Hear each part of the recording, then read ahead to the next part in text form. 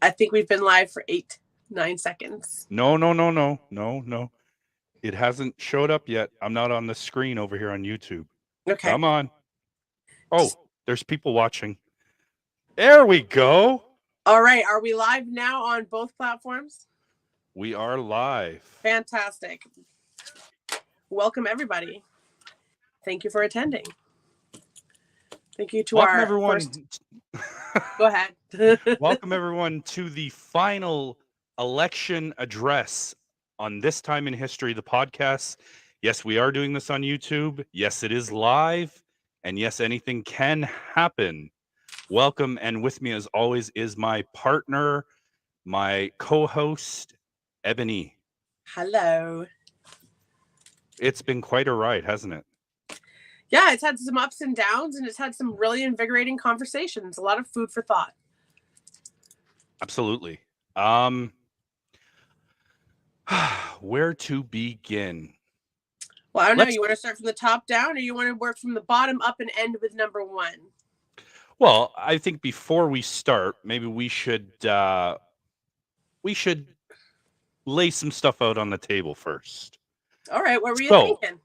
So, first of all, obviously, we're here to endorse candidates. Mm-hmm. And only one can get picked from each ward. And to avoid hurt feelings, I'm going to apologize in the beginning. Whatever we're going to say tonight, number one, we don't want to hurt any feelings. But number two, things got to be said. And number three, anything that we do say, we can prove. What about that, Ebony? I think that's fair. It's 2020. Everybody wants a participation award. So, I mean, we'll give you one.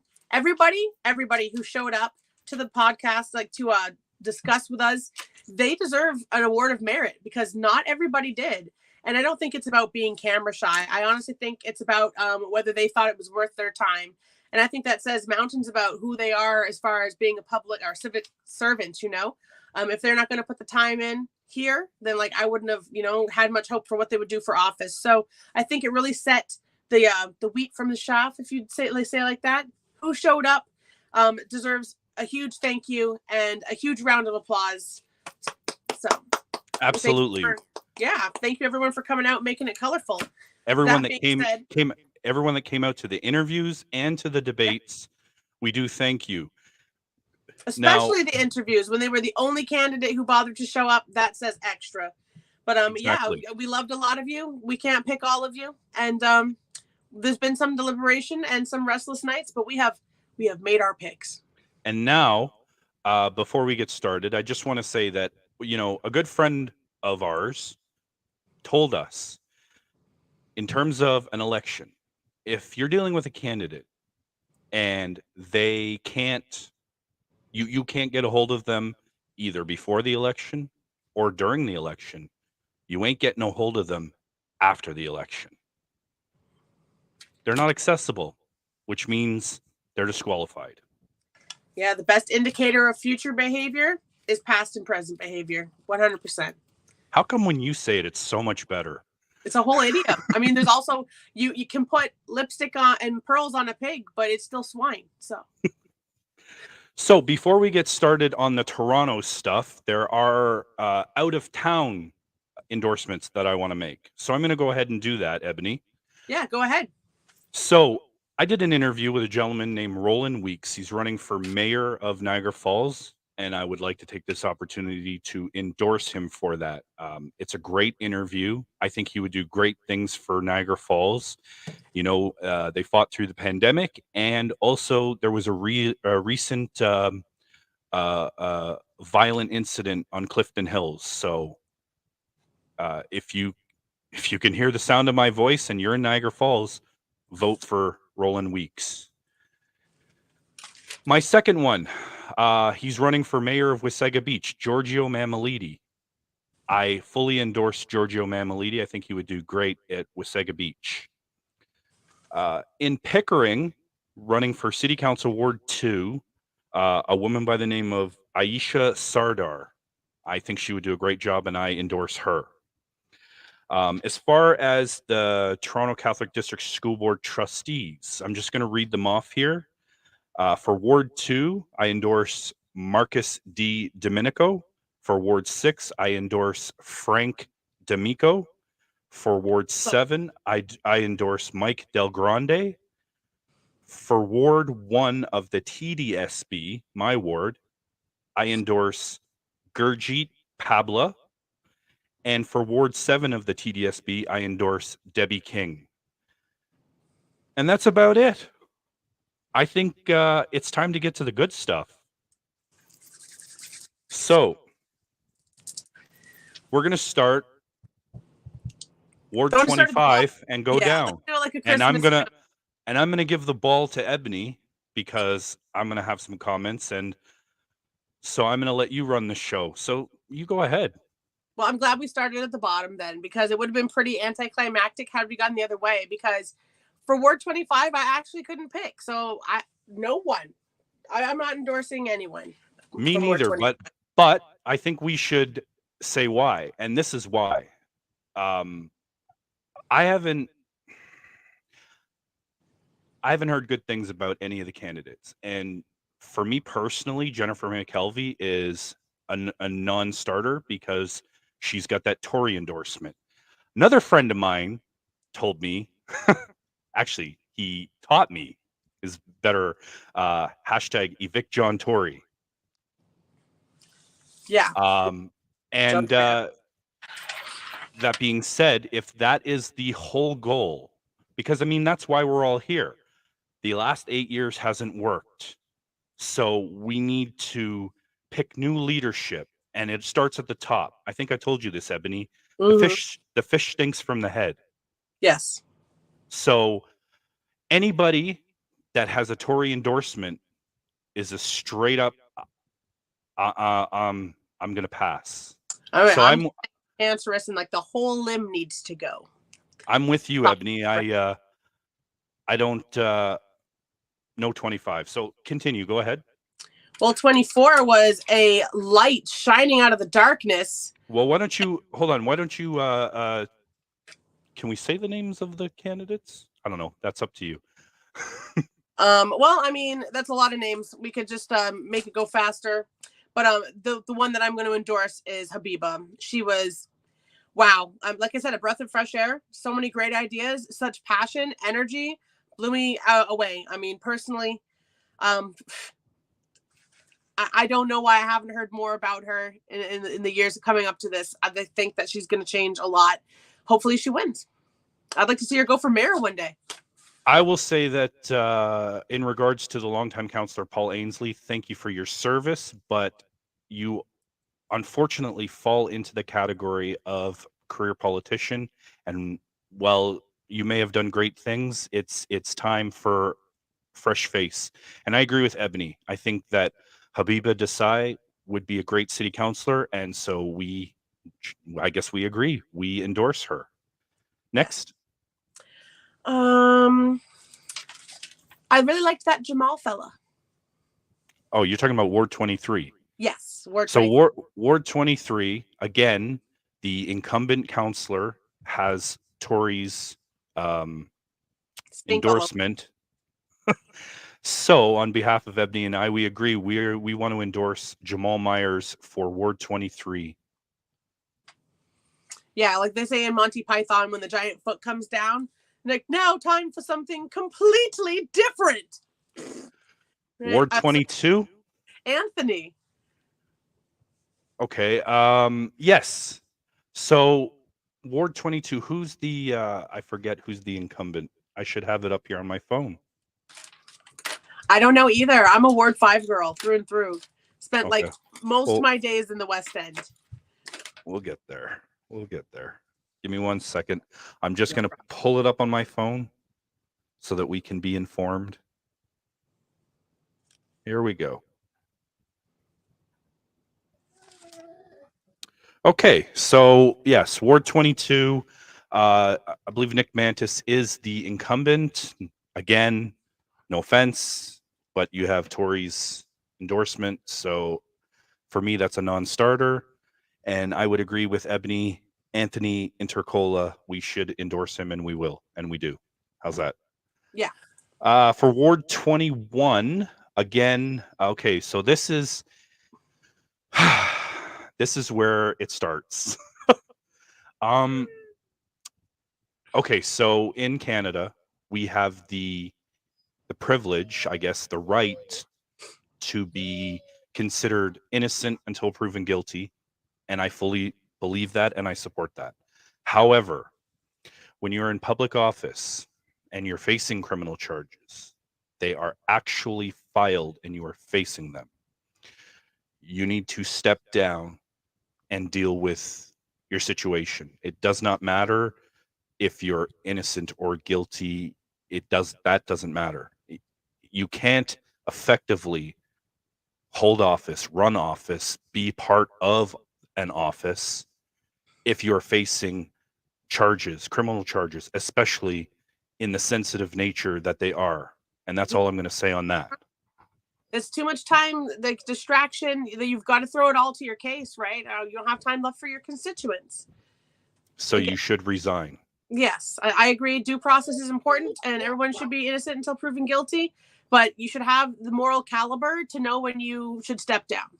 And with that, I believe I can speak for Ebony when we endorse Kiri Vadivelu for Ward 21 Scarborough Centre. Yeah, Kiri's got my endorsement. Perfect. Let's move on to Ward 20. I don't think we'll spend a lot of time here because I've already publicly on Twitter endorsed Philip Mills for Scarborough Southwest. Yep. However, I am recently I have new information about Budget Chief Gary Crawford. I'm not really gonna get into it, but there's some stuff that's on Twitter, and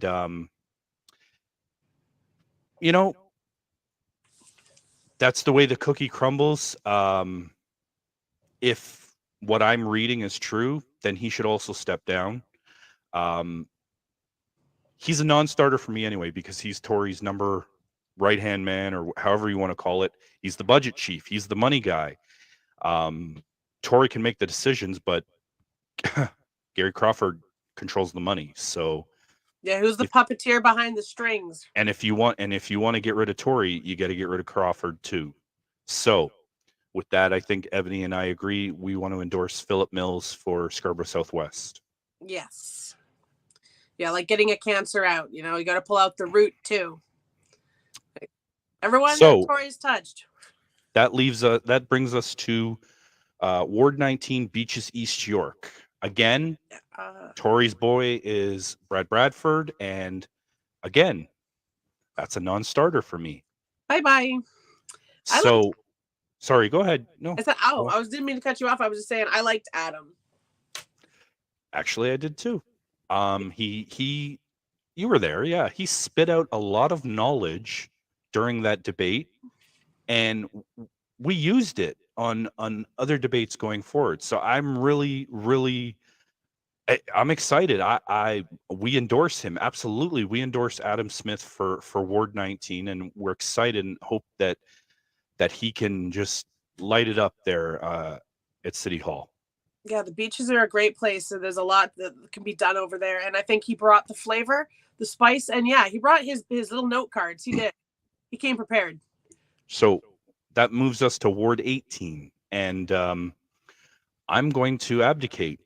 And really, I'm going to leave it to you because I got to be honest with you. Okay. I did an interview with Marcus O'Brien Fear, and I really liked him. I did. He's a great guy. Mm-hmm.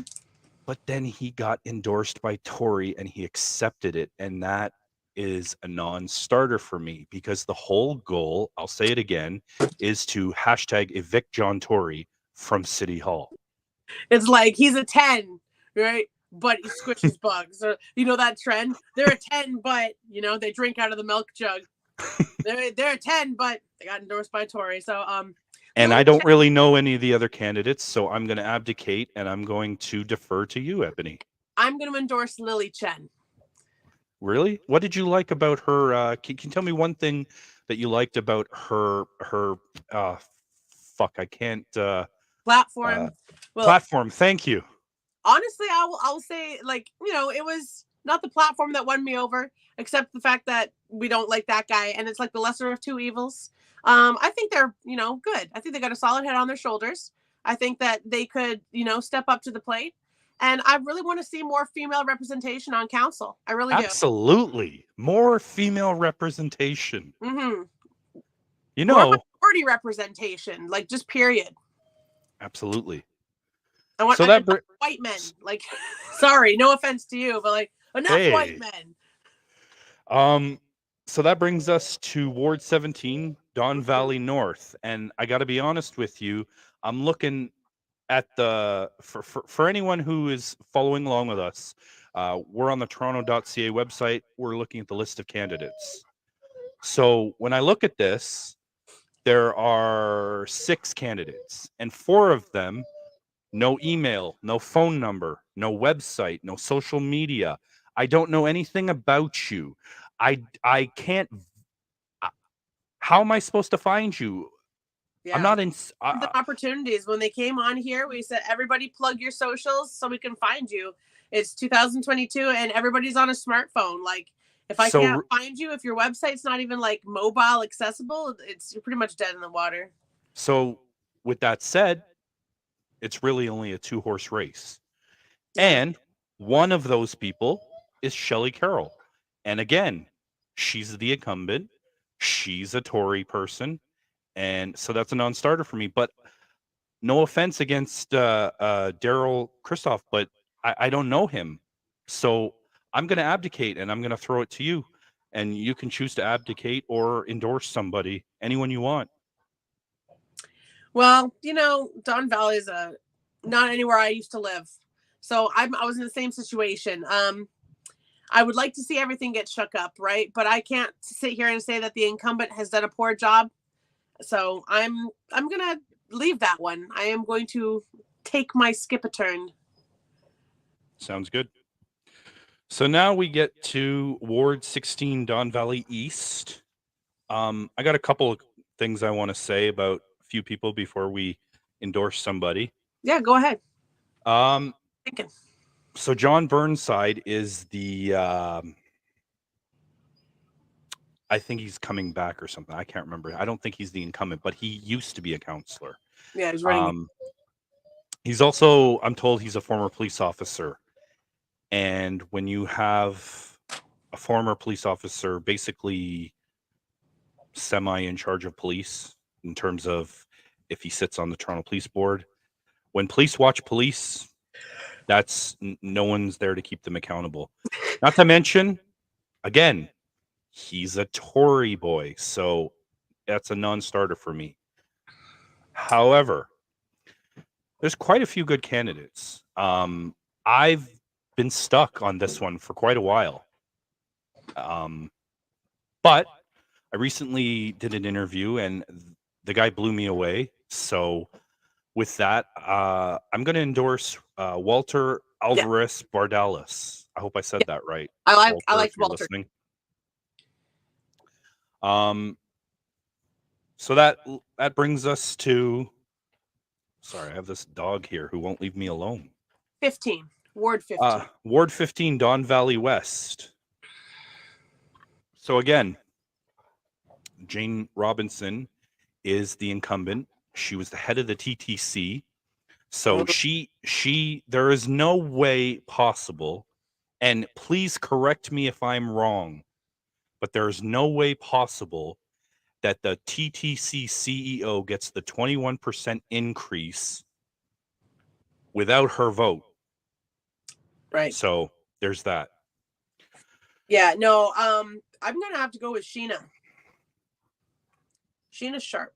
Agreed. So we endorse Sheena Sharp for Ward 15, Don Valley West. It's got a nice ring to it, doesn't it? I do, yeah. Counselor Sharp. I love that. Yeah, stay sharp, on the ball. Like, it's got a ring to it. Good luck, Sheena. So that brings us to Ward 14, Toronto Danforth. And again, the incumbent is Paula Fletcher. Again, another Tory person. not interested. It's a non-starter for me. And I've only had contact with a couple of these guys, so it's really hard to choose from. But at the end, I look at what we have, and I think that I'm going to go ahead and endorse Wally Abro for Ward 14, Toronto Danforth. Yeah, I like what he had to say. I mean, the Danforth is, it's pretty influential like neighborhood in Toronto. It's got so much like history, a lot of culture. And I remember there was that horrible shooting a few years ago. And I feel like since then, it's been really difficult for it to get back where it was, especially in terms of like the street festivals and stuff. And I think we just need a new hand at it. And I think, I think Wally could be that guy. And guys, before we go any further, I mean, if you agree, disagree, whatever you want, throw your comments in the chats. If I like them, I'll read them. I'll read them right now. Yeah. In real time. You can debate with us. You can tell us why not. You can mention, people that you think should have run, whatever. Let us know why you think that the incumbents need to go or why you would like them to stay. So that brings us to Ward 13, Toronto Centre. This was really hard ward for me.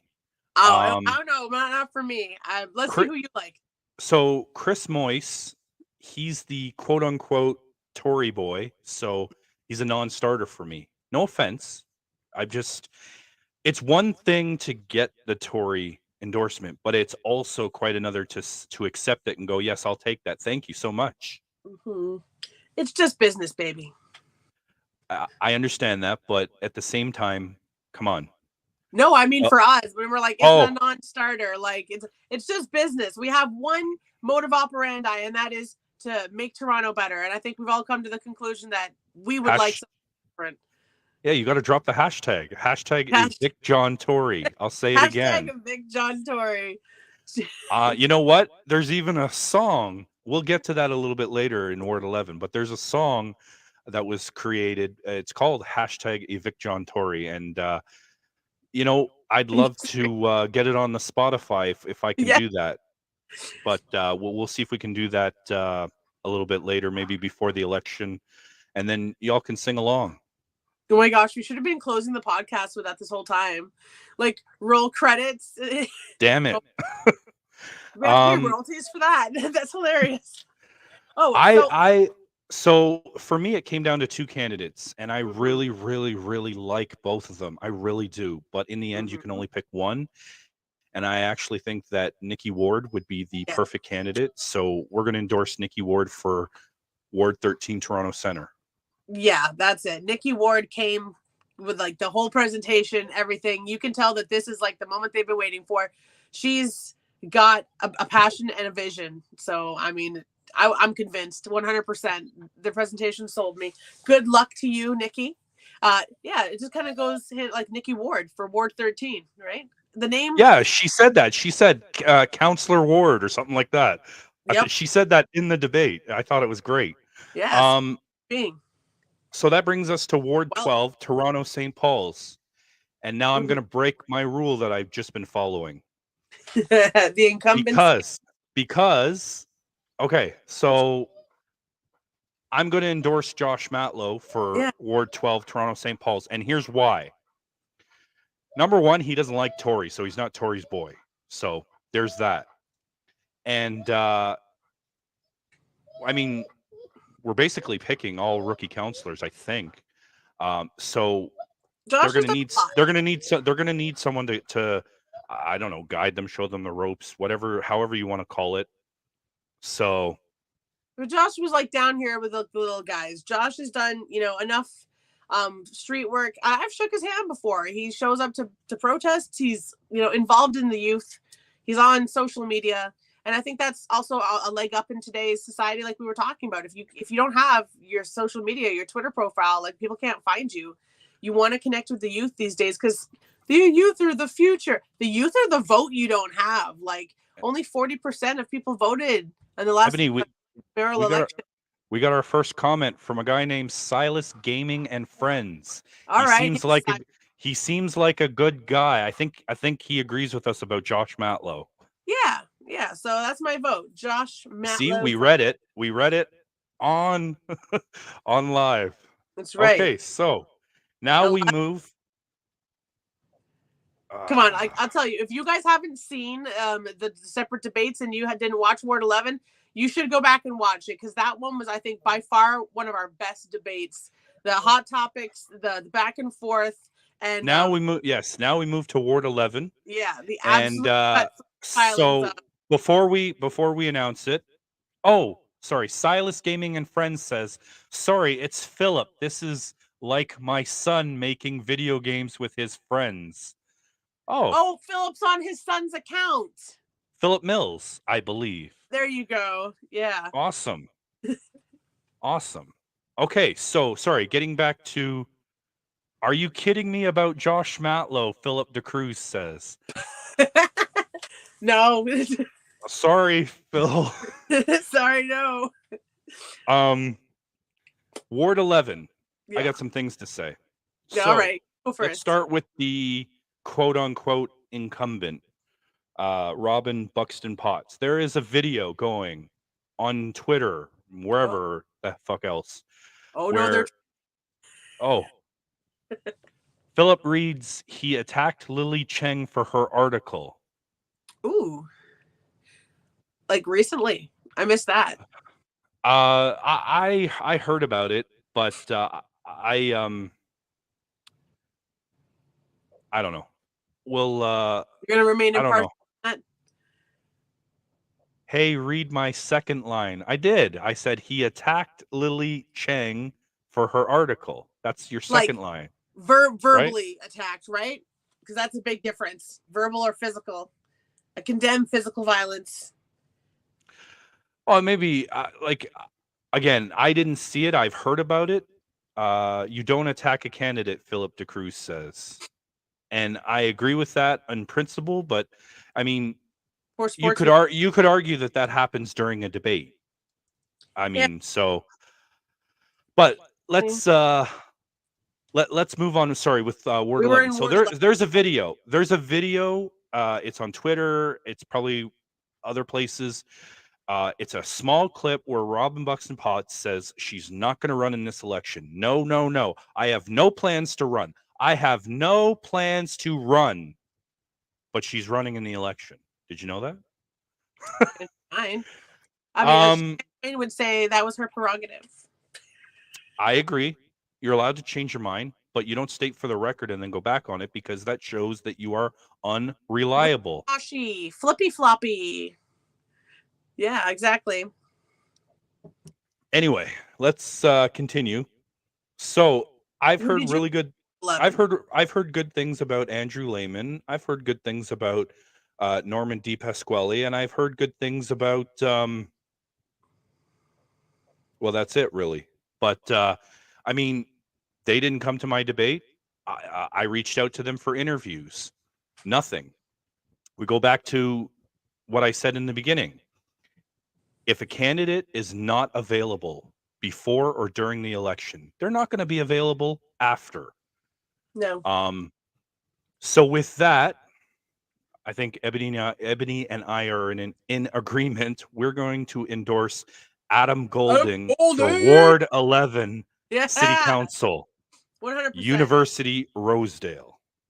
That if you have no idea, that guy's going places. That guy is amazing. He's knowledgeable. He's smart. He can smell bullshit a mile away, and he'll call you on it. Yeah. And basically that's it, man. I think he would be great. He would be the rebel on Toronto City Council. I love it. I told him that today. No, I love it. I love the energy, and it's kind of like a bulldozer, a tank. It's like just F the corruption, rip it up from the roots, throw it out. He's part of a larger group. Was it called the Socialist Party? It's called the Municipal Socialist Alliance. And yes, I don't agree with everything that they stand for. Mm-hmm. But I don't need to. I full-heartedly believe, this is something I've also learned in the last 6 months that I've been doing this. I believe that you can agree to disagree with a person and still work with them. So I don't agree with everything that the Municipal Social Alliance promotes, but I still think Adam would kick ass. Yeah, at City Hall. I So might be a little bit of a socialist on the inside, I'll admit. I think that if he was in, he would do a lot of good. And I think that, there needs to be some ass kicking, quote unquote, at City Hall, and that he's got the boots. He's got the big enough boots. So Adam Golden's got my vote, 100%. So that brings us now to Ward 10, Spadina, Fort York. I got some things to say before we announce stuff. All right. Okay, so again, I don't mean any disrespect by what I'm about to say. However, I invited everyone that has an email address on this ward. I invited to the debate. And what was it? 4 people showed up. Yeah. 3, 4. I think one or 2 confirmed and they didn't show up. And I don't like that. And to be honest with you, I'm not sure who is the Tory Show the pony. Tory person or whatever word you want to use in this ward. The I don't know plant. if it's I don't know if it's Ozma or it's Rocco. So to be fair, they're both a non-starter for me. Weren't. I also interviewed quite a few of them one-on-one. But for me, you know what, ladies first. I Want me to think. go first? Well, we didn't have a chance to talk about this, but I think you had a difference of opinion. Yeah, that's what Yeah, I'm trying. That's what I'm trying to say. All right. Hold on. Before we go any further, We got a message. we got more comments All by right. Philip de Cruz. He said, "Hey, read my lines," and he said Rocco is the Tory boy. Well, we don't know that for sure, so they're both disqualified. Go on with what you were saying, Ebony. Oh, I was saying, yeah, that we'll probably disagree, but I really liked April Engelberg. You did. Yeah, I think, well, she's young, she's fresh, she's popular with the youth, and we need more youth votes, and she had some big ideas. I think she's a fresh face, and I think we need more of that. We need more of the youth, honestly. Whenever I see a young person who's really excited about politics, young person, I'm only 33, okay? But Well, I wish I had gotten interested in politics earlier. So yeah, I'm all behind the girl.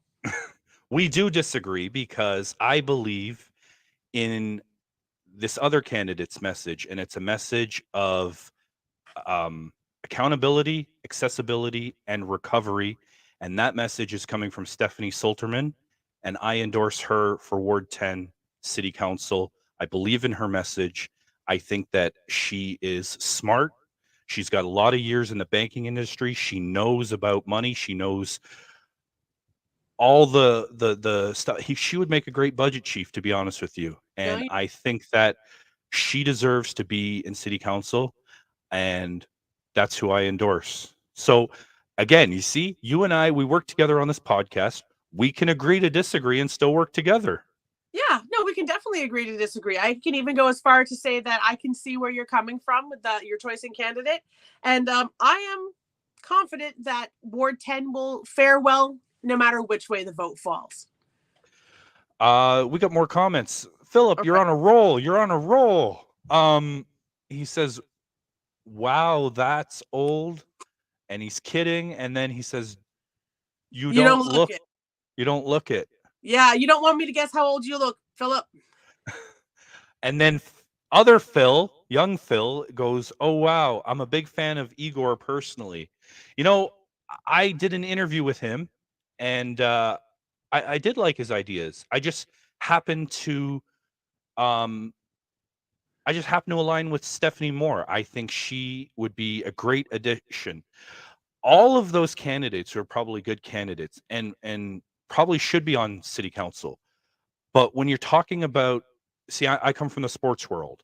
I come from, I played sports my whole life. Stephanie's a can't miss prospect. She cannot miss. She needs to be in city council because of her ideas are so great. They're grounded, and she has the experience to back it up. And I'm excited. I so hope that she wins. I really, really do. And that's not to take away from any of the other candidates. I'm just pulling for Stephanie. We got more comments. So young Phil wrote again, April has good ideas, especially with drinking in parks and the island bridge, but I thought we had bigger priorities. I will say that April does have the big ideas. I like them. But to Stephanie's point, can we afford them? Are they part of the affordability? Did I say something? I said something. It's affordability, accessibility, and recovery. If it can't fit into that, then we shouldn't be pursuing it right now. We got more comments. Philip let us know only a young 59. And she has a great financial background. Stephanie does. Yes, she does. Several years in the banking industry. She's a wonderful human being, and like I said, I can't miss prospect. But I think I've gushed enough, so we should move on. Yeah. We should move on to Ward 9 Davenport. This one was hard for me. It was really, really hard because for me it came down to two candidates. And no disrespect, again, I'll say it again, to anybody here. But when you're running for city council, you don't get on Twitter and call people assholes and other names. You don't do that. It's a sour taste in the mouth. And for that reason, I'm going to endorse Shaker Jamal. See, I said it right this time. Shaker. Yes. Okay. Nice, but I agree. Shaker is my choice. Moving on to Ward 8, Eglinton Lawrence. Again, the incumbent, Mike Cole. He's a non-starter for me. He's a Tory boy. So I can't do it. And this one was a really hard one for me. It was really hard, but I think I'm going to endorse Philip Davidovitz for City Council Ward 8, Eglinton Lawrence. No, I agree. That's good. We've got Philip. Philip says that he is a racist. Who's a racist? Well, I'm seeing different comments. I see he's a very sincere man, and then I see racist. So I'm going to need you to clarify. I must have missed something. I see take over Crawford the jerk. Oh, he's talking about Gary Crawford. Well, you said that, not me. That was not me. I did not say that. Mike. So Mike is the racist. Is that what you're saying, Phil? Mike who? Oh, Mike Cole. Mike Cole. Mike Cole, not Mike Hunt. You can't. I'm sorry. No, I'm not. I'm a very young 33. Oh, we're going to get canceled. Let's see. Where were we? And we haven't even gotten to the main event of the mayoral. We have 7 left. Just wait. It's coming. Yeah. Ward 7. Ward 7. Philip for Ward 8. So that Ward 7. I liked Christopher. I agree, and I'll tell you why. All right. Again, for me, Anthony Perusa he's an incumbent. So he's a non-starter. I honestly, other than Josh Matlow, I think we need a clean sweep right across the board. But we'll get to that in a little bit. Yeah.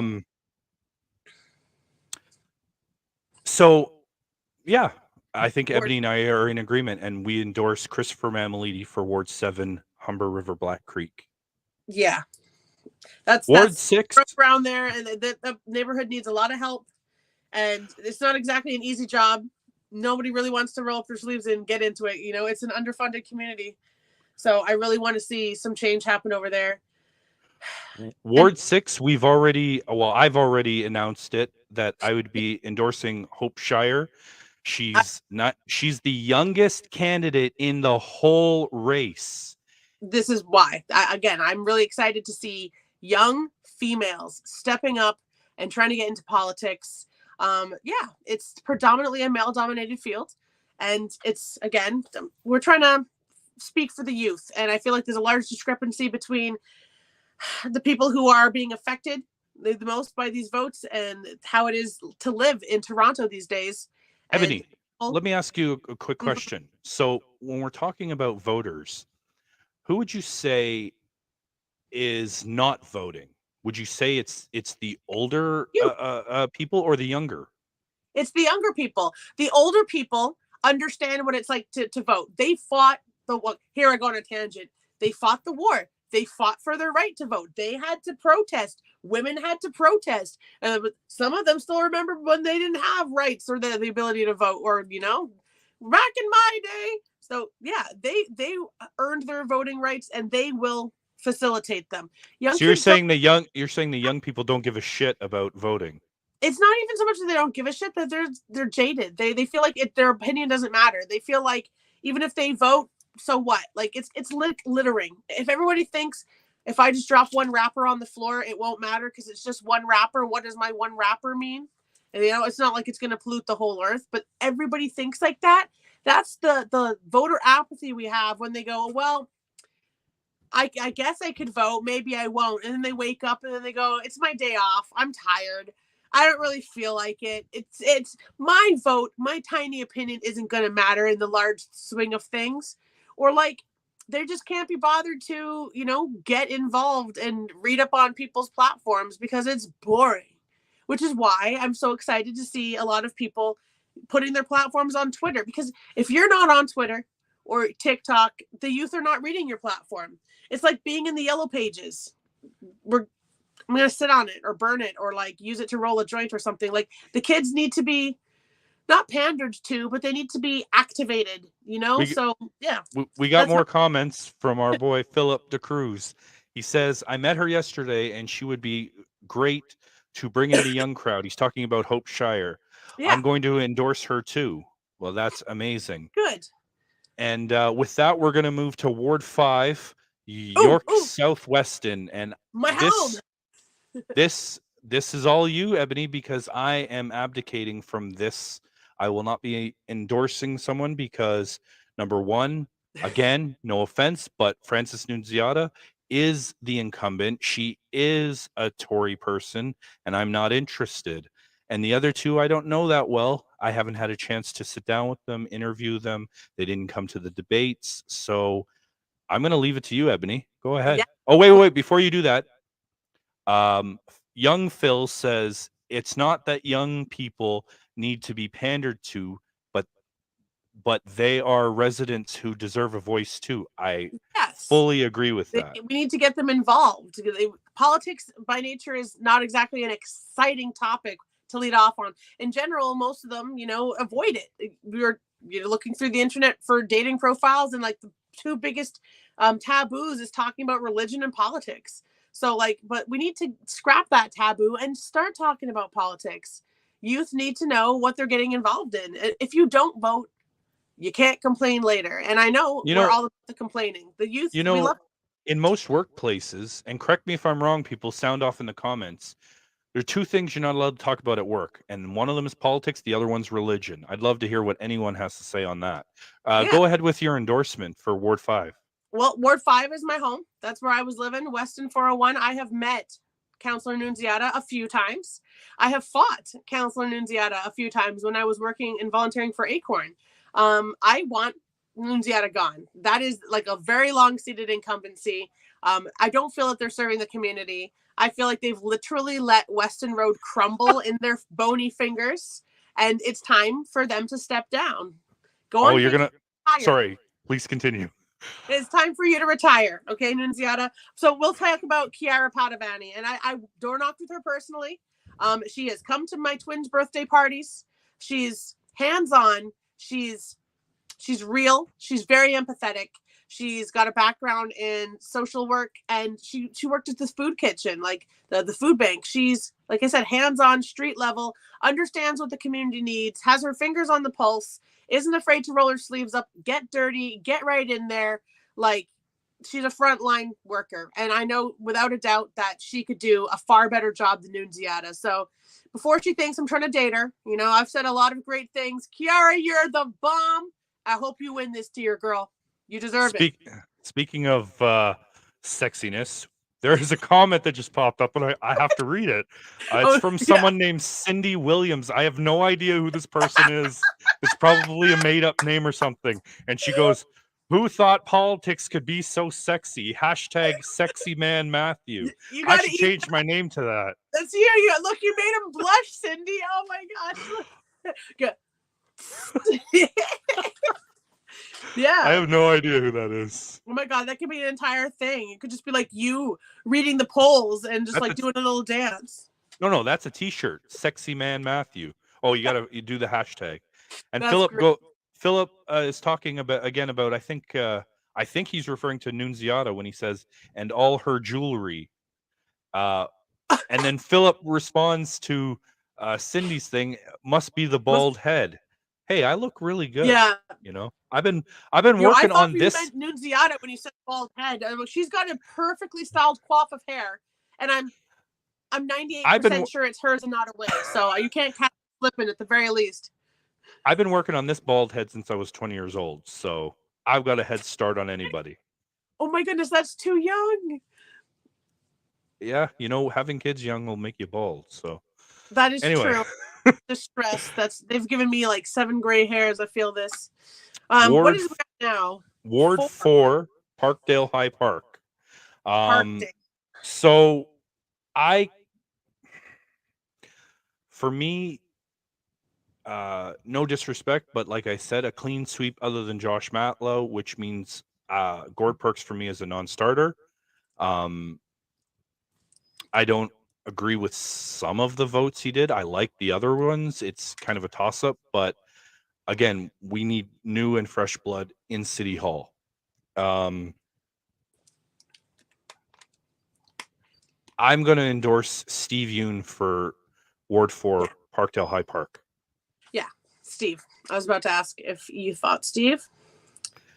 And now we get to Ward 3, which is my former home. As many of you know, if you've listened to the sound of my voice, I spent 13 years in this ward, and I loved it. And we left because of the violence. Yeah. And for the entire time that I was there, Mark Grimes was the counselor, and I respect him and I like him. However, I don't like his brand of politics. I don't like flipping on Facebook and seeing pictures, and he's always in a different city, different country, whatever. I don't like. You should see his voting record. He says no more times than. Man, I don't even want to make that joke, but he says no a lot. A lot. He says no more than Tori says no. More than my toddler says no. Yeah. No. He says no a lot. And again, nothing against Mark Grimes. He's a great dude, but it's time for a new face, a fresh face in Etobicoke Lakeshore. And with that, I want to endorse Marco Valley for Ward 3, Etobicoke Lakeshore. Yes, I liked Marco. Seems like a really friendly and approachable kind of guy. Absolutely. I believe you need to be down to earth. Like you said, this last guy is traveling all over the world. I mean, that's great. I'm glad you can, enjoyed it. You got the time, but like, where are you for your constituents? You should, not that I'm saying you shouldn't enjoy a vacation, but you should be that kind of like friendly neighborhood face where I can knock on your door. You see me, you help me with my groceries, that you're around so that you have any idea what's going on in the community, 2 feet on the ground type dude, So absolutely. Yeah, and Marco seems like he's approachable and will put the work in. So that brings us to Ward 2, Etobicoke Center. And again, we go to the thing where there's 5 candidates. 3 of them, no email, no phone number, no website, no social media. Ghost. How do I know who you are? I don't. You don't exist. You're a non-starter. You're a microfiche in an old library. Which brings me to 2 candidates. It's either Stephen Holiday or Thomas Yanazulo. Sorry, I probably said that wrong. For me, if we were talking about Doug Holiday, I would say Doug Holiday. But sorry, when you go for me, It sounds like There's that trend on TikTok with the corn. For me, it's there Tom. there's a report out that the motion that was made to start this whole encampment mess in the first place was a motion started by Stephen Holiday. Ooh. So with that, I'm going to endorse Thomas Yanizillo for Ward 2 Tobico Center. Sorry, I know I probably said that wrong. I mean, I might be saying it wrong. We got more comments. Philip says yes to quiet business deals. He must be talking about Mark Grimes. And then he says, I call Steven the turtle. I don't know what that means, but I think he just said, or up there, the Nunziata was 52, and I'm not sure I believe you. Anyways, if you're 59, you're looking way better. Thomas, yes. Young Phil says, Thomas, with 2 exclamation marks. Where did you go, Ebony? She left me. It's my show now. We'll just wait for her to get back, and I will entertain you in the meantime. Ebony. I'm here. There we go. I almost had to take... You're lucky. I almost had to take over the whole show by myself. Oh my God. I have one thing to say, and this will let you know exactly how old my 33 is, but I hate my iPhone. Don't buy an iPhone. I swipe, and then my tabs all like ran away like cockroaches under a bright light. I couldn't find the screen for what you saw. 10 seconds. And now we move to my current ward, Ward 1. My home. Drum roll. I grew up here. I have lots to say. Let's start with Vincent Crinsanti. What about Vincent Crinsanti? His sign says re-elect. He lost. He lost the last election to Michael Ford. Why the fuck does it say re-elect? I mean, is he using his old ones? Why is Cindy Williams saying, I think you should put on a show? No, no. Cindy. You have to pay. You have to pay for that. And Philip says he is a Tory suck up. I guess he's referring to Vincent Crinsanti. Yeah. I don't like that his sign says re-elect, because he's what the fuck's the word I'm looking for? He's misconstruing. He's leading the residents to believe that he is the incumbent, which he is not the incumbent. Period. And yes, Tory does want him back to control council, but we don't want that. Yeah, it doesn't sound entirely forthcoming. So Philip calls Vincent Crinsanti a con man. That was Philip, not me. And then my brother-in-law, James Cottrell, goes, I think Cindy thinks this is OnlyFans. And then Cindy's writes, how much? Oh my gosh, Cindy, you're thirsty. Get yourself some G2. No, we got to make it rain up in here before, anyway. Actually, you know what? That might not be a bad idea. I've always thought it'd be great to have an OnlyFans where I was in like a raincoat with an umbrella in the shower, just yelling angry French words at people. Listen. OnlyFans can work for anyone. You can throw a chair off the fucking building into the Gardner Expressway and then get paid all this money to get a new set of lips, a new set of boobs, and a new ass, and make $250,000 a year on OnlyFans. And that person comes from Toronto. Yeah, chair girl. Okay. Hashtag chair girl. So we have someone new here, Kayla Amatovsky, which is one of my wife's friends. And she says, well, isn't that a handsome man right there? Everyone wants a piece of me, I guess. Oh my God. And she says, I will pay. And then Philip writes, I think Matt is paying these people to give him compliments. No, Phil, they don't like me that much. I promise you that. It's your wife making sure you're staying faithful. She sent spies. Don't worry, Melissa. I believe it. I'll knock you out. Let me hit the comments. That's my problem with Vincent Crinsanti. And I got to be honest with you. I went to there was a physical Ward 1 all candidates debate, meeting, whatever you want to call it. I went there. I personally spoke to every candidate that showed up. I personally told them about the debate. I personally invited them, gave them the information, included them in the email, and only 4 of them showed up. So, with that in mind, Yeah, I'm there she gonna is. Hey, Melissa. endorse Dave Narang for Ward 1 City Council, Etobicoke North. Yeah, And here we go now. Now my see, now you made yourself a part of this. Now I can talk about you. My no, I wife knew is she on would show here. up. I told you. Back off, Don't ladies. worry. He's all mine. I was beating him off for you. I won't let anyone touch him. Don't worry, Melissa. Melissa says, "Hey, girl." She's talking to you, Ebony, because she don't Yeah. call me girl. Hey, girl. And Philip writes, "Good man, honest, good soul." Thank you, Phil. I really appreciate that. I look forward to working with you in the future. Well, he's got to be careful what he says anyway, because this could be like the first live televised public beatdown. Oh, I thought you were going to say divorce. Well, say the wrong thing. What? So now, welcome to the main event. The Yes. mayoral. Fuck it. We're just going to talk about the mayoral candidates one at a time. Starting at the top of the list, we're going to talk about Blake Acton. Oh, no. I got some stuff to say. I'll bet. Me Again, too. Everything that I'm saying, I can prove.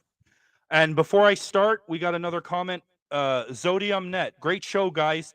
Thank you for the endorsement from Anthony Internicola, Ward 22, Scarborough Agent Court. You're welcome, Anthony. I really I connect with your story. Yeah. You know, being a dad myself, I really think you can do great things at City Hall. And then young Phil writes, I thought the main event was Ward 20 endorsement. Ah, come on, Phil. You knew that was coming. Right? Yeah, Phil. It's process of elimination. So let's get back to the mayoral race. Blake Acton wants to bring back karting, wants to bring back Tavis. Everyone that I've spoken to, everyone that I've interviewed, everyone that's participated in the debates has said, we don't want karting back. It does not belong in Toronto. It's racist, no matter which way you slice it. I will say, Token black chick, like, do you want me to say it? Thank you for saying it. It is horribly racist. I have no idea why anybody would think it was a good idea. I mean, you don't need a PR rep to tell you that that was probably the dumbest thing to say. In the interest of being fair, Ebony, I will say that at the beginning of the election, I questioned. I said, is karting racist, or are the people that are doing it racist? And then I asked the question. This is part of the interview that I did with Roland Weeks, who's running for mayor of Niagara Falls. I asked him, because he's a former police officer, I said, is karting racist, or are the people doing it racist? Can karting be done if we're able to make it to force these police officers, and yes, I use that word, force them, if we were able to force them to respect the law and respect people as humans, could it be done in a safe manner? And the answer across the board was no. Look, if you wanted to make it safe or fair or equal, you would just have everybody like wear their status and their name on their arms, and then, you know, that's getting a little close to Nazi Germany, isn't it? Yes. And before I go on, I'm going to read Phil's comment. He says, Isabella, I have come to respect through the months and been in every debate online and in person. If I get elected, I love to have her with me at City Hall. We need her fire and passion. And then yes. Kayla's sending me kisses. I wonder if my wife is seeing this. I don't know, but I mean, you know how the internet works, right, Kayla? Anyway, let's get back to Blake Acton. So I told this story a couple times. I'm going to tell you real quick. Okay, can we? I'm not sure, but I'm going to have to ask you to simmer down, Cindy. If I find a way to remove you from the chat, I might have to. I might have to. You're going to rein it in, girl. Anyway, so I've been involved in a karting both ways.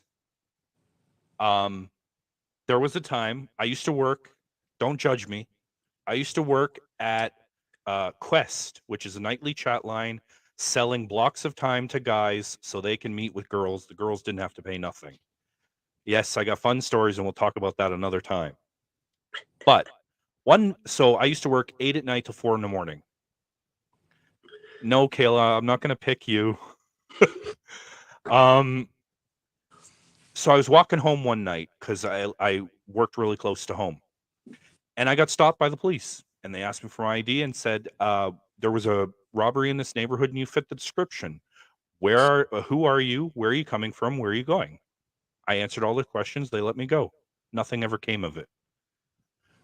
However, there was another time where there was one or two or three cops, I can't remember, and there was a basketball court across the street from our house, and they were, I guess, carding. There was a bunch of young black kids and maybe adults too, I'm not sure, and they were carding them. And I literally was coming back from the store. I walked right through them and kept going. I was not stopped. I was not carded. Nobody, nothing. So I went home. And I think that is wrong. I should have been carded. Anyway, so carding doesn't work. And when somebody asks you to clarify your position about carding, you do so. And that brings me to my next point. Again, I don't mean any offense, but I've had this shit on my brain and in my soul for months. And now, as promised, it's time to bear it all out. So here it goes. Blake Acton has been invited to every single debate except for the two that Tory was involved in. Right. So when he says that he hasn't been invited to the debates, when he says that the media is shutting him out, that is complete and utter bullshit. It's garbage. He was invited. He said no. He said, I'm not coming unless Tory is there. Yeah. He chose to take his ball and go home. Screw You do you. not, I'm you going home. do not get to cry to the media that your ideas, which by the way you're not putting out, are not being heard. It's hard to hear anything else after you hear that racist drivel.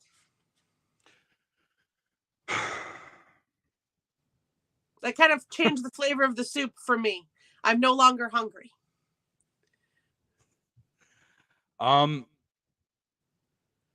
And for those of you who are wondering, because I did say I was going to bear it all out.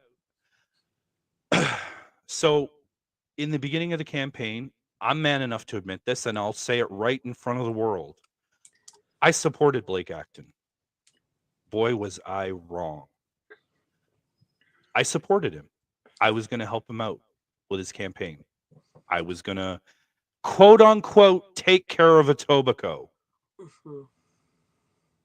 So this is what happened.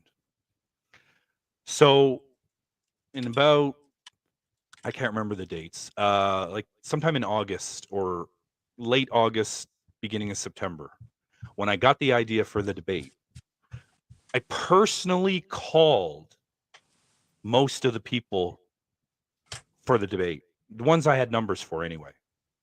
The other ones, they got an email. Everyone got the email. I called Blake Acton. I said, hey, it's Matthew. He says, who? I said, it's Matthew. We did a podcast episode together. And he says, you know, I know a lot of Matthews. You're going to have to be more specific. And I said, I'm quote unquote taking care of Etobicoke for you. And he said, oh, hey, what's up? And I told him about the debate. I didn't even finish what I was saying. And then he said, is Tory going to be there? And I said, so I said, oh, fuck, sorry. I had a mental block for a second. I said, well, he has an RSV, and before I got the P out, he cut me off again and went, well, if Tori's not going to be there, I'm not going to be there, and I got to go. Bye. Click. Done. Rude. So then, a few days later, I get a call from one of his team members, and I voiced my displeasure. I said, this is bullshit. I've supported this guy. I put my ass on the line. Free And press guy. Like, and she said, I have to side with Blake on this one. I understand you're upset. Let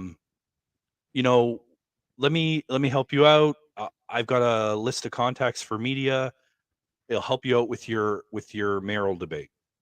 I said, okay, thank you. Sure, whatever. He still wasn't going to participate. Fine. So then we get to so I sent all the emails out. Sent them all out because I wanted everyone to watch the debate, because I wanted to be the first mayoral debate, which I was. I woke up the next morning after sending the emails, and Ebony, you ever send an email out and it doesn't go where it's supposed to and it bounces back at you? Yeah, and you get that mail daemon notification server. Mailer daemon. Yeah. My Yahoo was lit up with them. Lit up. There was 95% of those contacts were not real. They were fake. Not that they were okay. They're real people, but the address was wrong. I figured it out afterwards. When it was .ca, it was actually given to me as .com. And when it was .com, it was actually given to me as .ca. So what? Very misleading. Suck, or did they like throw you bad numbers on purpose, you think? Don't know. But with everything that I just laid out for the world, you make the choice.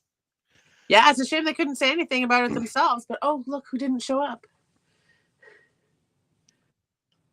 So that's what I think about Blake Acton. I mean, I think you pretty much took it all out of my mouth. And then I added like a cherry Careful, on top. my wife is listening. Yeah, don't get them started in the comments again. Jeez. Right? Yeah, they're all hungry for dessert. Let's move to a good story. Let's talk about Phil DeCruz. I liked that guy. I really, really like him. He's a former military guy.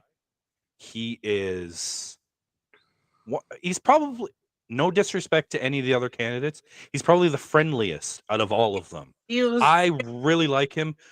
I mean, we talk a lot, more than just about politics and about the election. We do talk, and he's a really, really fun guy. I got a fun fact for you, Ebony. You ready for this? Slap it on me.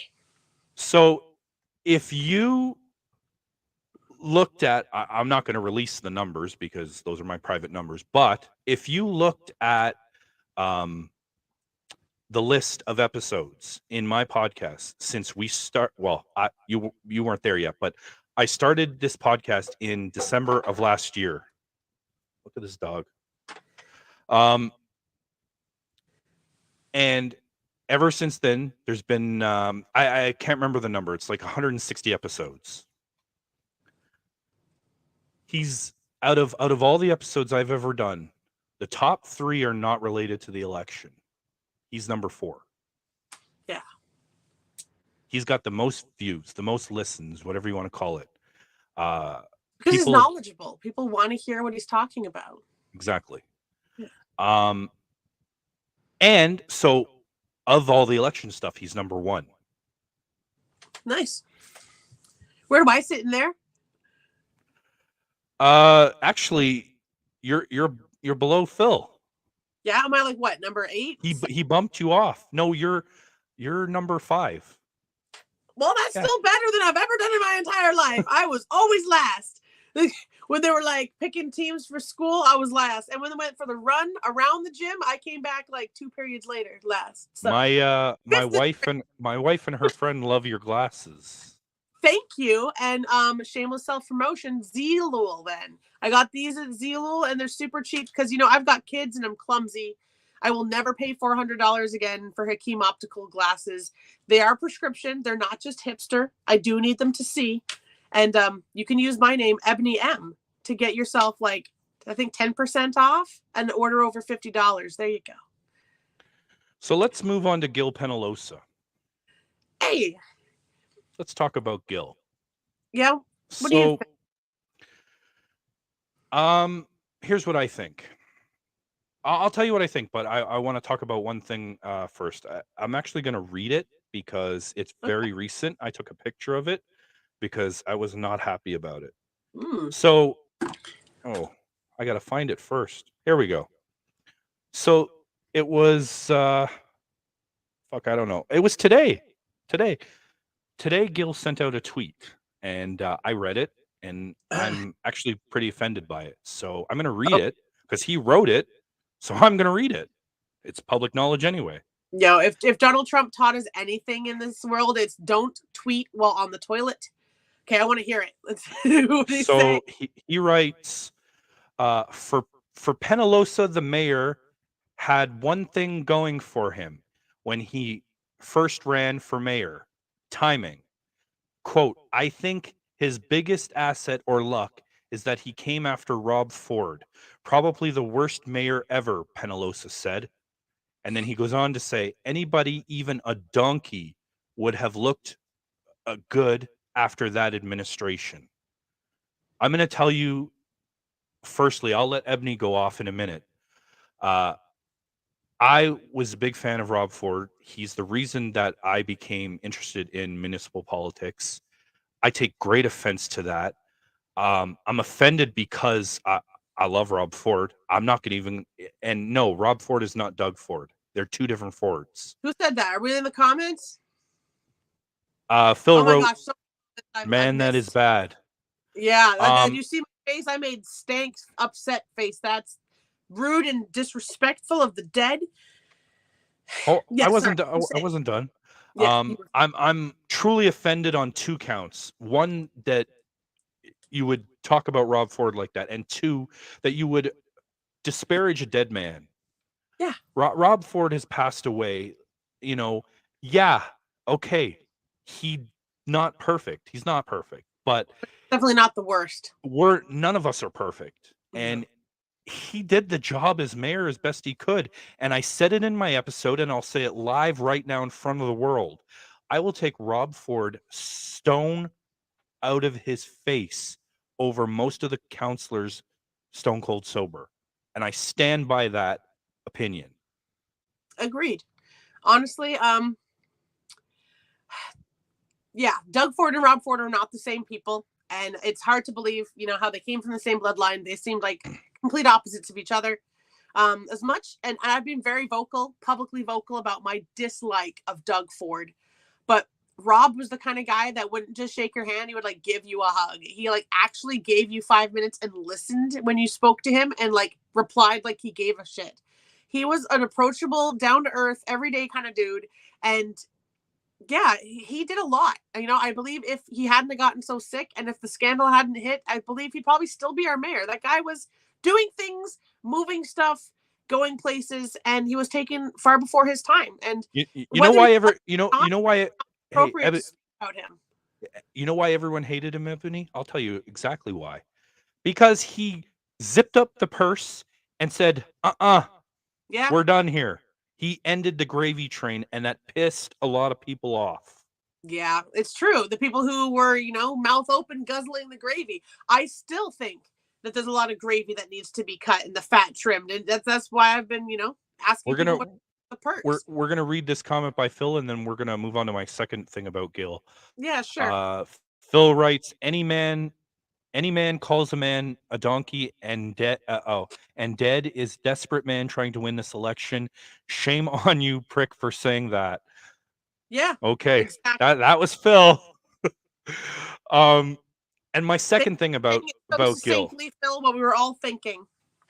And my second thing about Gil, and this is my opinion, and I have it, so I'm going to share it. And this is my opinion. If Gil Penalosa wins this election, I truly believe we will meet the real Gil Penalosa the day after the election. And that is a scary thought. And that's all I'm going to say about Gil Penalosa. Agreed. Yeah, it doesn't matter to me if I had liked the guy to start with. You can't. That tweet is very distasteful. And yeah, may we just have a moment of silence? Rest in power, Rob. Absolutely. Did I tell you? We weren't friends, but I knew him. We were going to. I was actually the president of a softball league in South Etobicoke while I was living there, and it was 2014 election season. This is before he got sick, and I was like, "What a great marketing thing!" Because the league was dying. It needed eyeballs to show people, hey, we have a league here. Bring your kids and we'll play baseball or softball, whatever the fuck. So I'm like, he's running for re-election. Let's let him throw out the first pitch to kick off the season. But it got voted out by the entire executive committee because he's a crack smoker. You want to know what though? Like, I bet you a good 2/3 of like all the politicians in North America alone have probably ingested some illegal substance at one point or another, and possibly off the boobs of a stripper. You don't know the amount of like behind the closed doors things that go on. I mean, it is when they caught Clinton, right? You should have just told the truth, because is there anything more American than cheating on your wife with your secretary? I think if anything, depending on the scandal, I do not condone violence or sexual abuse, period. But it makes them more real. Like, they're not perfect. If you catch someone having a martini at midnight, shouldn't be the middle of cancel culture. Not that I think crack is great, but I mean, the man clearly needed help and not chastising. People razzed him so badly, and he was sick too. We didn't know he was sick at that time. But do you know, if you had a terminal illness, like, I'm sure you would probably let loose and party a little bit too. And I think that we didn't give him, the kind of respect that deserved. He needed more support. So we're gonna read these comments and then we're gonna move on. Addiction. Phil wrote, I took Rob's motto of always calling anyone who calls me, which is great. Yeah. That shows you're accessible. Yes. And then he writes, Tory hired third-party people to follow him all those times. Well, I don't know about that one, but that's your comment, not mine. But I read it for you, so there you go. Let's move on. I just want to say real quickly, like, I want to talk about Soad, and I want to talk about Reginald Tall, and I want to talk about Nia Singh. I thought they did really good in the debate. I thought, I got to do a one-on-one with Soad and a one-on-one with Reginald, and I enjoyed it. I really did. I just don't think that they have the chutzpah. No, it's not even that. I just don't think that they're as well known to be able to win the mayor's chair. That's what I think. I don't disagree with anything. Well, I'm not going to say anything. Most of what they said was probably was good. There may be a thing here and a thing there or whatever. We could be looking at one of the three of them. They could be the future mayor. We don't know. Yeah. Nia Singh was the lawyer, right? Yes. Yeah, I did like a lot of what he had to say. So with that, let's talk about John Tory. The man that we're all here to discuss. The big boots that have to fill. John Tory, if you can hear the sound of my voice, you've had 8 years to fix this city, quote unquote, fix this city, and finish the job that Rob Ford started, and you've done nothing. Smart Track, nothing. Rail Deck Park, nothing. Yeah, okay, you were slowed down by the pandemic. Fine. But you disappeared during the pandemic, and then when everyone was told to stay home, you were not home. And then you've had 8 years. It's time to hashtag evict John Tory. And it's time for you to walk away. As one of the candidates told me in her interview, He needs to walk away. So walk away. I'll just say it how I believe it. And my biggest problem with Toronto was the housing. My biggest problem with Toronto was the underrepresentation of the largest like denomination of people, and that's the working class. That's the everyday person. And yeah, John, Tori, if you can hear me, we've met personally, and you probably don't remember me, but I remember you, big guy. And I asked you, asked you very politely for help. We asked you to stand up for affordable housing. We asked you to stand up for the low income. We asked you to make the world more accessible, make Toronto more affordable. And you've had a lot of time. And I feel like your priority has been to develop the crap out of the city, to put up as many tall towers as possible, and ignore the little man entirely. In fact, you swept them up from underneath the Gardiner Expressway and tried to dispose of people like we were trash. I say we. I'm not homeless, but when I see a person on the street like that who has a soul, I can't avert my eyes and just ignore them. That is a human person. And I just feel that when you decide to be mayor of a city as multicultural, as diverse, and as a plethora of different people from all walks of life, you don't just take the job to represent the rich. You have to represent everybody. You have to fight for everybody. Every last person, the ones sleeping in the bus shelters, are your constituents and your responsibility. And I think 8 years is long enough. I'm not willing to see where we'd be in another 4. So I would like to see you step down. Thank you for your work, but not enough. And then there's the encampment removals. Yeah, that's just absolutely disgusting. What do you want to say about that? I think that it's disgusting, and I think that anyone that was involved with that needs to resign. And if that means Tory, absolutely. If it's Burnside, if it's Holiday, if it's there was a list, and also Tracy Cook. Yes, we talk about that every single debate, and I think it's wild how even though they publicly announced it themselves, a lot of people didn't know. Like, who wants to be the face of that? We all know how shameful that is, but she stood up and said, I'm the face of it. And the fact that she's still, here and not fired is flabbergasting. We're going to read some of Phil's comments. He Please. says he can't guarantee the government will back his promises. My contacts in Ottawa said they will not. I have the backing from them. And then he says he is a rich. Mm-hmm. He's a rich, apparently. Yeah. And doesn't care for poor. He just wants your vote and then will say kiss off. If elected, Phil says, I will demand the police make a public apology for their actions. That and the private security. Everyone that was involved with that, even behind the scenes, needs to apologize. Agreed. Moving on from John. Sorry, go ahead.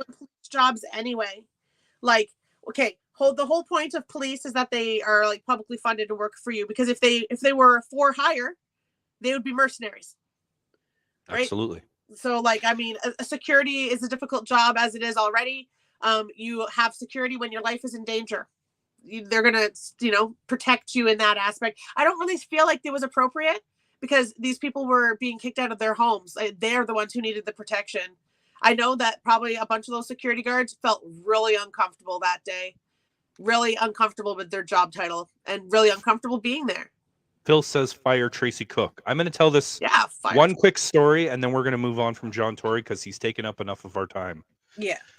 I was a security guard at one point, and one night I was hired by an agency that did security for BMO Field for Toronto FC. And my position, my post, whatever the hell you want to call it, I was supposed to be guarding the front gate. And there was 8 of us around the front gate.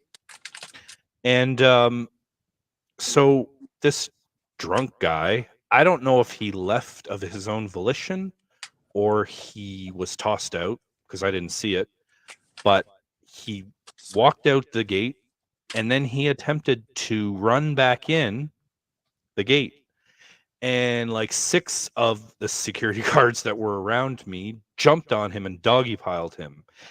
And I don't know, for those of you listening, if you know what positional asphyxiation is, but that is when you put your knee on somebody's back who is face down. If you do that hard enough and long enough, you could kill them. And I wasn't George going. Floyd. Yep, Say his and name. George Floyd, exactly. And I wasn't going to be a part of that. So I backed off, and I didn't touch the guy at all. I wasn't part of those 6 guys. I completely backed off, and I said, "You guys can go to jail. I'm not doing nothing. I'm not touching this guy. I'm not getting roped into this." And so I made that call, and I didn't care at that point if I was going to be fired by the security company or by the people employing the security company at BMO Field. I didn't give 2 fucks. I'll say that. And it's a shame that more of the private security didn't have a backbone and stand up for themselves. Because if they left their job, they'd be 2 paychecks away from being the next person evicted from a homeless camp.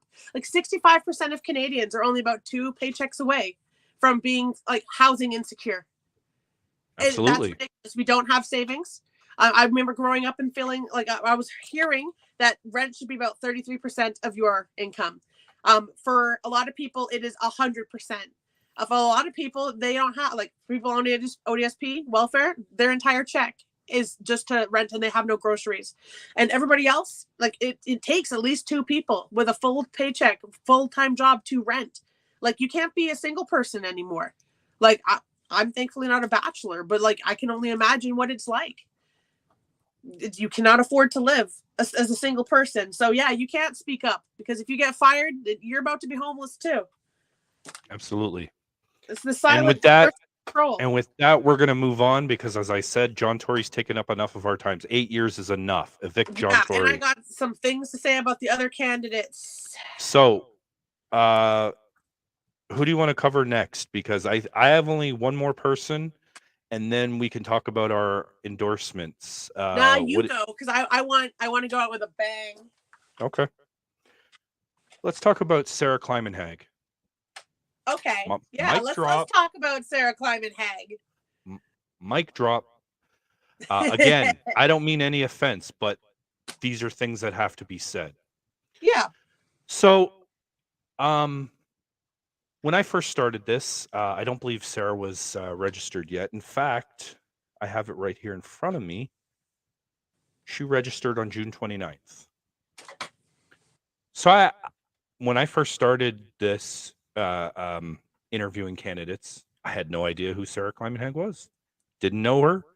Didn't know she existed. Not from a hole in the wall. But as many of you can contest, as early as the day or the day after you registered and your name went up on that list, you either got an email or a phone call, or maybe sometimes both, from me. And that's what happened with Sarah Kleiman-Hag. I reached out to her. We did an interview. It was a great interview. Had fun. Here's the problem. She started conducting her own interviews, which is fine. It's a free country. She can do what she likes. But however,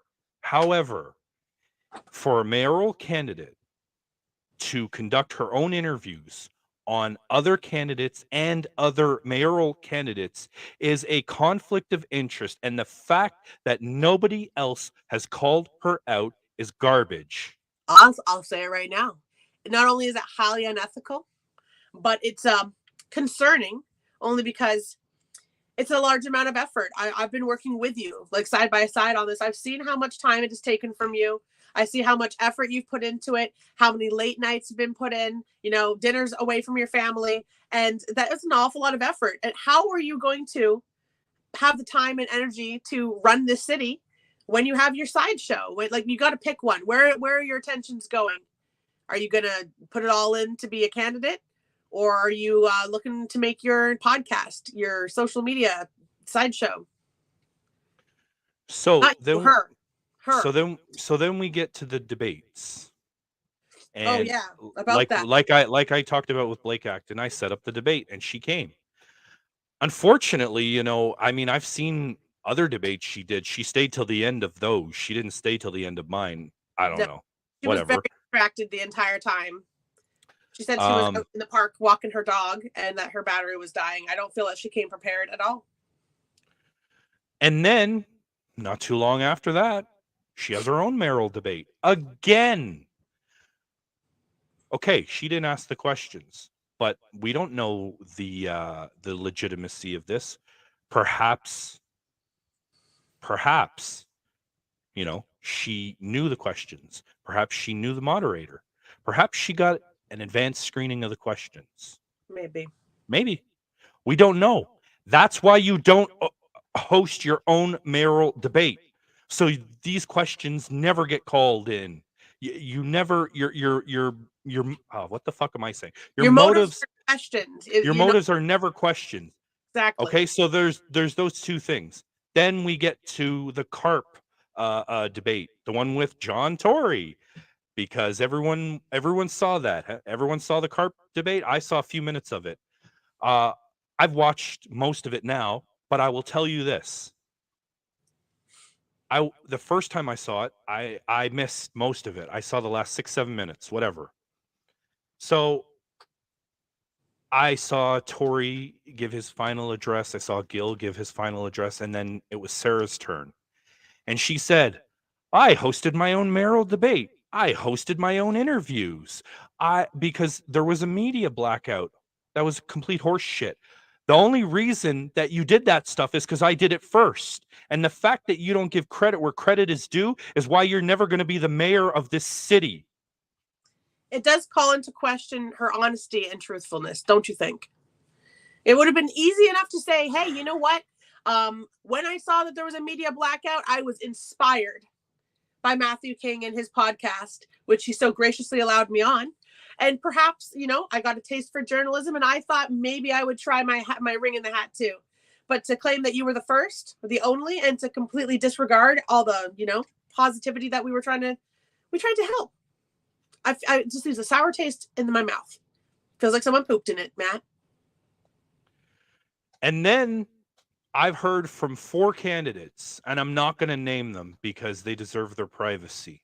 But I've heard from 4 candidates that a bunch of things. She did interviews with them. They're hard to find on her podcast. By the way, did you know that hold on, I got it. You're going to want to hear this. Did you know it's easier to find the door to Narnia than it is to find any of her podcast episodes?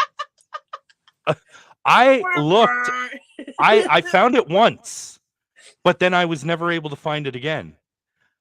And then there are 4 candidates who say that, it's funny. I announced this and then or whatever. I spoke to Sarah and we discussed the platform, and then what do you know?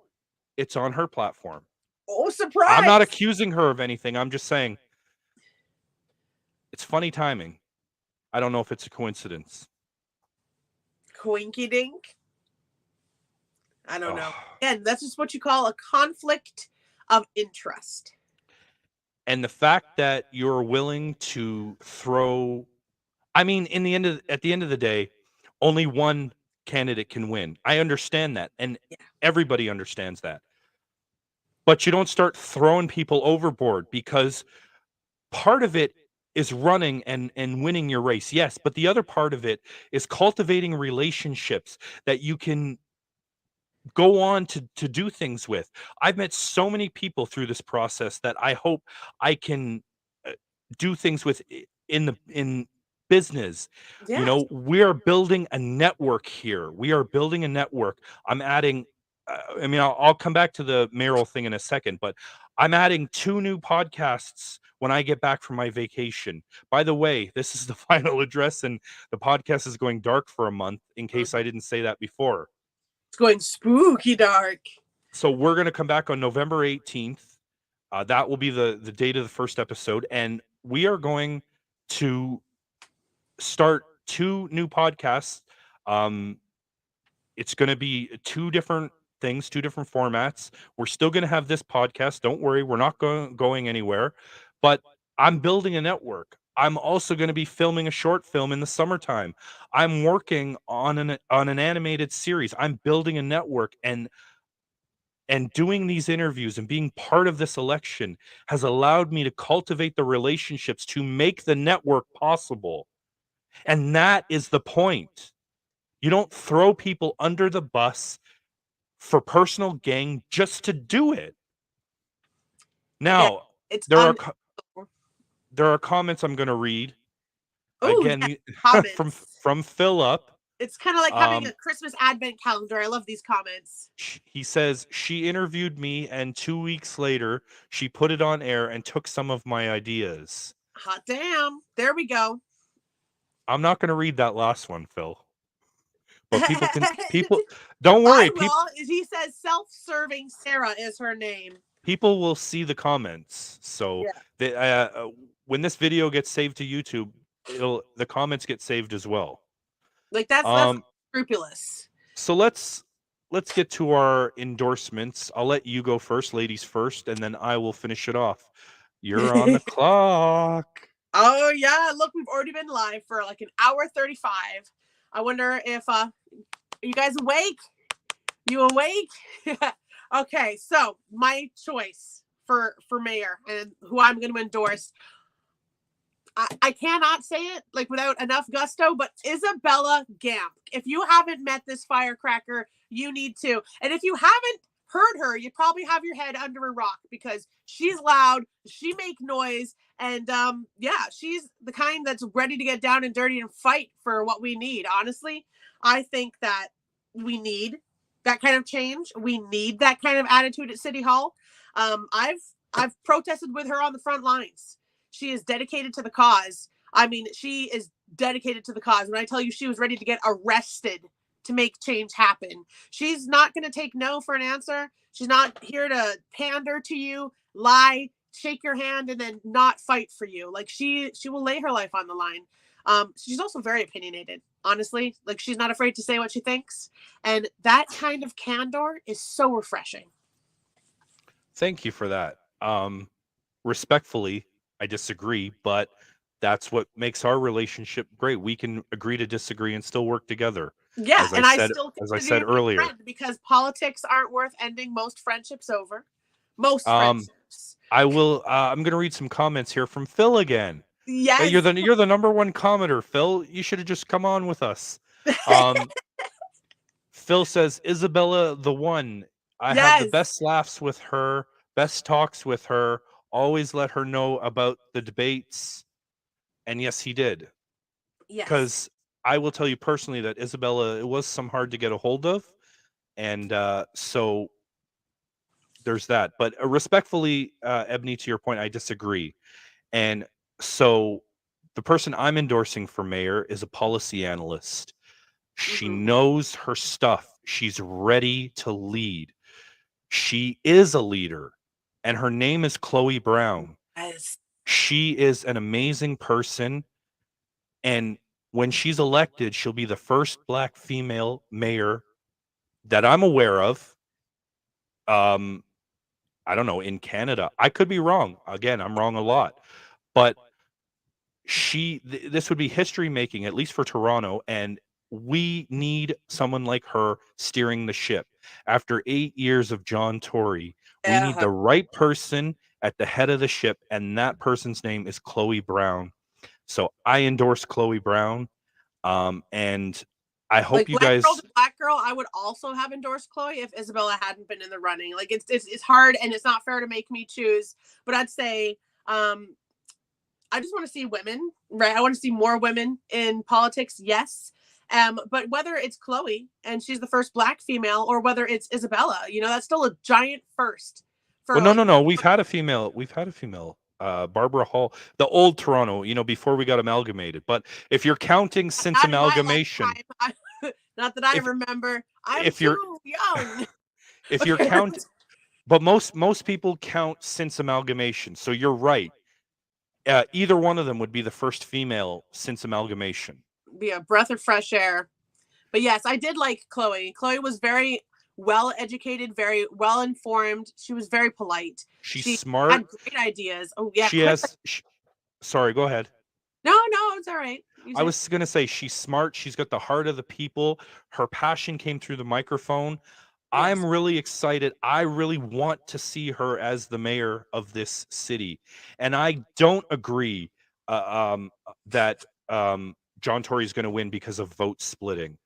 I think that people should vote for the person that they believe will right the city after 8 years of John Tory's rule.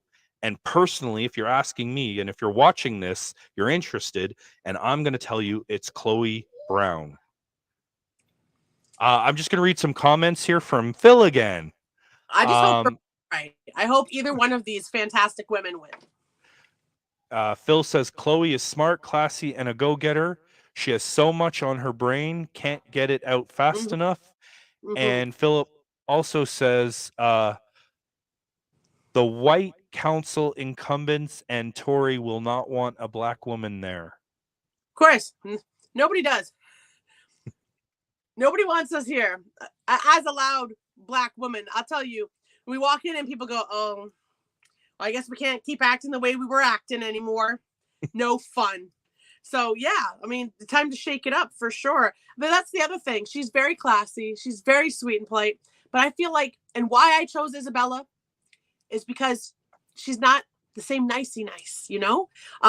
John Tory, smart dude, whatever, he got voted. But when I meet him, and I apologize, Mr. Tory, but I mean, kind of the personality of pudding. Do you know what I mean? I don't feel like he makes a splash for me anymore. It's just like the same old, consistently boring. And Chloe, lovely, but also I feel like very quiet and very, reserved. I want someone to go up into City Hall and shake the shit out of it. I want someone to go in there and turn it upside down on its head, shake all the coins out of all the pockets, take names, take numbers, leave nobody's desk unturned, and get to the bottom of it. Like, I want to see system upheaval. And that's why I vote Isabella. She's got the fire. I think that Chloe is the great one. But we'll have to agree all day. We'll have to agree to disagree. Respectfully disagree. Okay. So that brings us to the end of this program. I want to thank everybody for coming out. And if you watch this later and you didn't see it live, that's okay too. And thank you in advance for watching this. I had a lot of fun. I got a lot off my chest. And now I can go to North Carolina without a care in the world because I have laid it all on the line. I have said nothing that I can't prove. I've said nothing that isn't true. So if you're hurt feelings, I apologize, but there's really nothing more I can say about that. We are going to be back this time in history. We'll be back November 18th. We're going to kick it off with an interview. We're going to rotate. We're going to do interview. We're going to do some history. We're going to dip our toe in some true crime. It's going to be Ontario for now only, and they have to be unsolved. If you guys know a case, send it to us. We'll do it. And we're going to try to figure out this video thing so that it goes on video on YouTube as well as Spotify. I don't know that this is going to make it to Spotify unless I figure out what I'm doing. And let's consider that that's probably not going to happen. So I look forward to seeing you guys all in November, on November 18th when we come back. I personally am going to be launching a new podcast. I have a partner chosen out for that podcast, but I have to wait until after the election to talk about it. And it's going to be covering municipal politics, and we're going to rail on municipal politics for the next 4 years. Yeah, well, that's something and beyond. For everybody who we interviewed, right? And if you win, we'll be back. We'd like to interview you again. If you do, we're gonna days after office. And if you do, and we're gonna keep it 100. If you do good, if you deserve praise, we're gonna give you praise. But if you don't, we're gonna be there too, because it's all about accountability. I go back to Stephanie's words. Stephanie, if you're still watching, hello. It's all about affordability, accountability, which is the same as accessibility, and recovery. And this city needs those three things. Agreed. It has been long and stressful. And yeah, I believe we all need to recover, but like, does the world slow down? We just need to catch up. So we interviewed a lot and we gave you our picks, the cream of the crop. And now the onus is on you, dear viewer, to get up off your butt and vote. Yes, please. Voting day is October the 24th. The only way to affect change is to be part of it. This isn't change for change's sake. This is change because the last 8 years has not worked. Right. October 24th, get out and vote. You get a sticker if you do. And with that, we're done here. And Ebony, do you have anything else to add before we sign off and enjoy the month vacation? Do I? Just my previous rant, I will reiterate. I'm talking to everybody in here who's under 35. You need to vote. Please, we're not being represented here. The needs of the old people who vote and have friends who, work in City Hall, and like, they're running the show right now. And if you're concerned about where your kids are going to live, if you're concerned where you are going to live, if you think that this city, this country even, is being run into the ground, that's because you haven't been voting. So please. Oh, hold on. My wife just endorsed Phil DeCruz. Did you hear that, Phil? Nice. How about yeah, that? Vote for Philip Mark DeCruz. Agreed. We need change, and it's up to you. And yeah, I'm not even kidding. If you don't vote, don't be bitching about it on Twitter for the next 4 years. So with that, thank you guys so much for coming out. I really appreciate it. Thank you for all the comments. Again, Ebony and I are so blessed to be able to experience the success that we have. We hope to continue that when we come back in November. I hope you guys stick with us, and also listen to the new podcast that will be coming out, which, if you stick with my Twitter and Instagram and Facebook and TikTok, apparently, I will give you that information when I have it. And for that, I want to say thank you. Thank you to everybody. Thank you, Ebony. Talk about Ebony, man. This girl is the best co-host a guy could ask for. Because I'm black. She came in and she pinched hit and she knocked it out of the park, and we decided to make this a permanent thing. Thank you so much. No, thank you. And you know what? I guess one last thing is good luck to everybody out there. Like, good luck. Good on you for signing up. Good on you for coming out, showing up, and may the best human win.